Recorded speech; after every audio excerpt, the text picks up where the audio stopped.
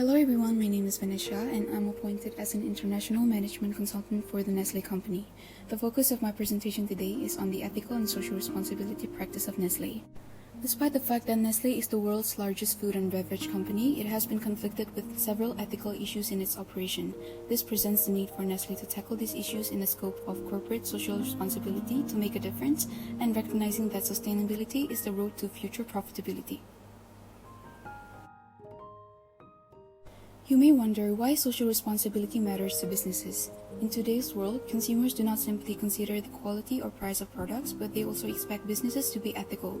This accounts for a greater significance to multinational firms like Nestle, considering their huge social and environmental impact on many countries. A good CSR programs will improve companies' reputation, increase employee productivity, promotes brand loyalty, and enhance firms' competitive performance. This presentation is structured as follows. First, I'll begin by analyzing the firm's ethical issues on human rights, then address the major challenge it presents on international management. Thirdly, discuss the implications of cultural dimensions on international management, and finally, to provide 3 recommendations on how Nestle can tackle this ethical issue.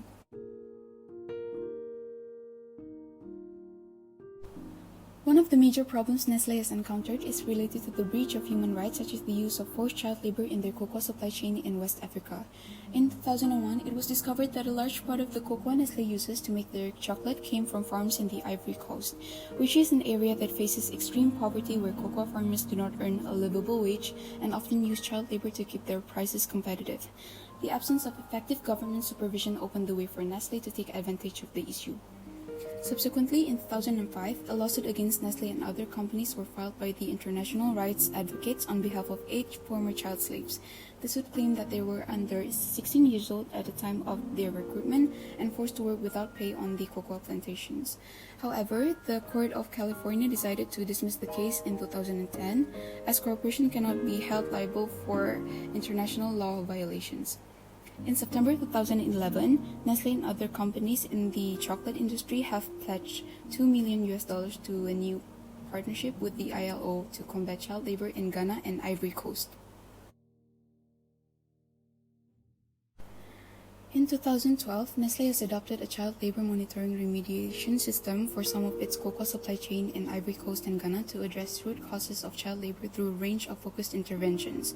It shows in the 2017 report that Nestle CLMRS had helped 51% of children out of dangerous work, which is an estimated number of 3,571 of 7,002 children identified.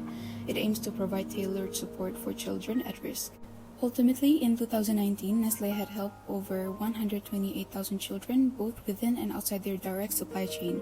They have built or reconstructed 53 schools, provided school kits, financed the distribution of birth certificates for over 40,000 children to improve their access to education, and introduced bridging classes to help children reintegrate into mainstream education. After we identify Nestle's indirect violation of human rights and what has happened throughout the years, we can see how the organizations are making ethical progress over 5 stages using the model.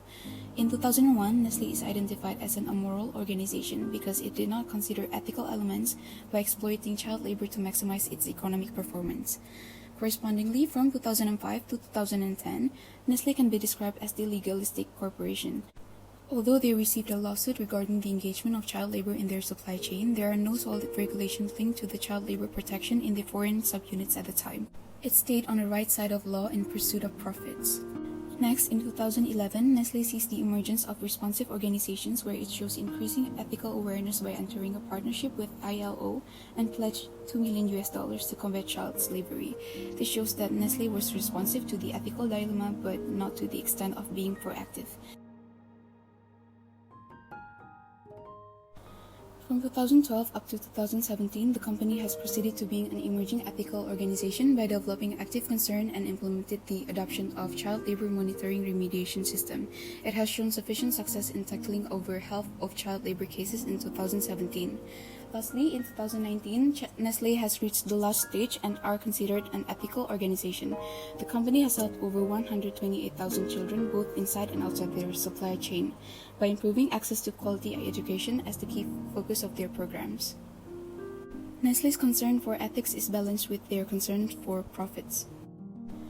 Moreover, a major international management challenge that would arise from the issue implies to the national cultural differences, particularly on social values. Managers from a Western multinational like Nestle would not deliberately hire children in their home country Swiss, as it would be illegal and unethical.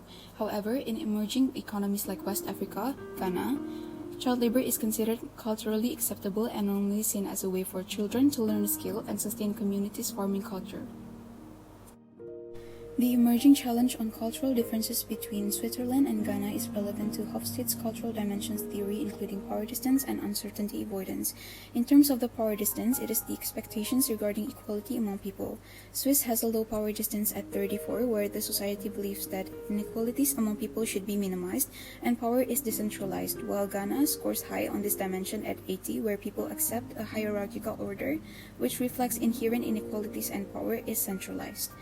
In a high power distance country, superiors hold the power and authority, and decisions are made on the management level without consulting the employees. Referring to the issue of child labor, the vast difference between the two countries in this aspect create a gap in a relationship with supervisors, where the workers in the host country often feel pressured as they have no choice but to follow the superior's direction and claim that they were forced to work long hours, as opposed to the home country where subordinates often expected to be consulted. Additionally, managers in the host country often feel underpaid due to the wide salary gap within the organization, whereas managers in the home country feel they are paid adequately and are satisfied. Additionally, Blodgett et al. Has argued that a country with lower PDI corresponds to a higher ethical sensitivity in business transactions towards stakeholders. Thus, Switzerland is more likely to be ethically sensitive in contrast to Ghana. When it comes to uncertainty avoidance, it is the way societies deal with an uncertain future. There is a slight difference between the two countries, where Ghana scores 65, which is 7 points higher than Swiss with 58.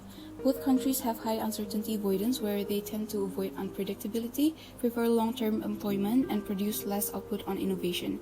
Hence, managers in high UAI countries should give explicit directions to their subordinates about what is expected of them in performing their jobs. A study of the relationship between cultural dimensions and ethical sensitivity has shown that the management in high UAI culture is less likely to recognize the ethical issue in a business decision. Therefore, as Ghana has a higher UAI than Switzerland, it is predicted that Ghana would be less concerned with ethical issues compared to Switzerland. According to the contingency role of international manager, there is no one best way of management. Managers need to monitor and understand the cultural differences within host countries and adapt their skills to model the right behavior. Enhancing conflict resolution skills on ethical decision-making for individual managers and employees is also important. As for recommendations, firstly, I would suggest Nestle to accommodate an educational program for parents of child laborer in West Africa. This would be effective to tackle issue regarding child slavery, as parents often impose their children to work because they can't evaluate the real value of education.